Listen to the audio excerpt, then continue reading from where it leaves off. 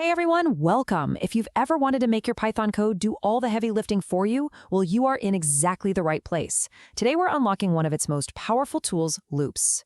Okay, so let's start with a problem that I guarantee every single one of us has faced. You know the one. Imagine you need to print out the numbers 1 through 5. Sure, you could just write print 1, then print 2, and so on, right?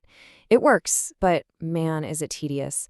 It's manual, and it just feels inefficient. And what if you needed to print to 1,000? No way you're doing that by hand. Well, the elegant solution to this whole mess is, you guessed it, a loop.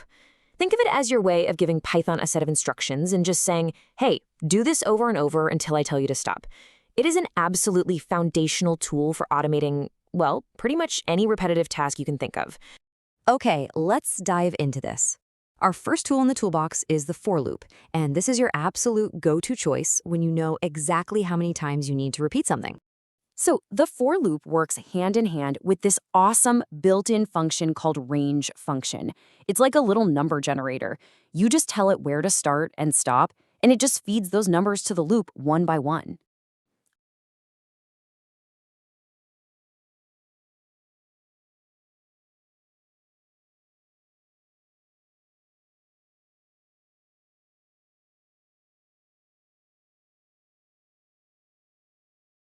All right, check this out.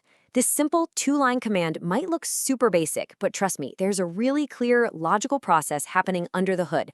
Let's break down exactly what Python is doing step by step. Okay, so on the very first pass, Python creates this little variable, we've called it I here, and it assigns it the first value from our range of 5, which, remember, starts at 0. Then it runs the code inside the loop, that indented part, print I. And bam, our first output is 0. So once that first pass is done, the loop just, well, it loops. It starts all over again. This time, Python automatically updates I to the very next number in the sequence, which is 1. It runs the print command again, and now we see a 1 pop up in our output. And this process just keeps on going. I becomes 2, then 3, then 4, and it prints each number along the way. Now, here's a super important detail you gotta remember. Range 5 goes from 0 up to, but does not include the number 5. That's a classic trip up, so lock that one away. So when you boil it all down, the logic is this simple, powerful 3-step dance that Python does every time. It assigns a value to I, it executes the code inside the loop, and then it repeats until the whole range is done. That's it. Assign, execute, repeat. Simple, right? Okay, so the for loop is awesome when you know the exact number of times you need to run. But what happens when you don't know? What if you need to keep going until something changes? Well, that's where our next tool comes in, the while loop. This is the tool you need when the number of repetitions is a big question mark. You know, maybe you're waiting for a user to type quit or for a sensor reading to finally hit a certain temperature. The goal isn't to run, say, 10 times. The goal is to keep running while a specific condition stays true.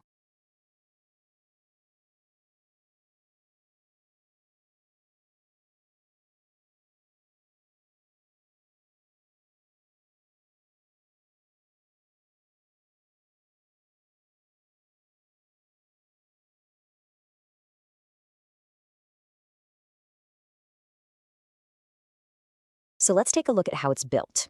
You'll notice two huge differences from a for loop right away. First, we have to create and set up our own counter variable before the loop even starts. And second, and this is absolutely critical, you cannot forget this, we are responsible for updating that variable inside the loop. Because if you forget to do that, you run into a programmer's worst nightmare, the infinite loop. Honestly, it's kind of a rite of passage for every programmer to create one by accident, but it's definitely something you want to watch out for because it can crash your whole program.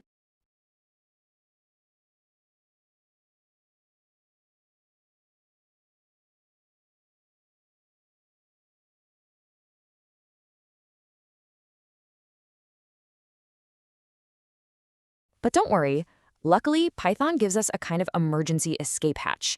It's a statement called break. This little command gives you the power to just bust out of a loop immediately. No questions asked, regardless of what the loop's condition is. So for instance, you could have a loop that's supposed to run 100 times, but you put a little check inside that says, hey, if I ever equals 5, just break. The second I hits 5, That break statement fires off, and Python just jumps right out of the loop and continues on with the rest of your code. It's all about giving you that extra layer of precise control.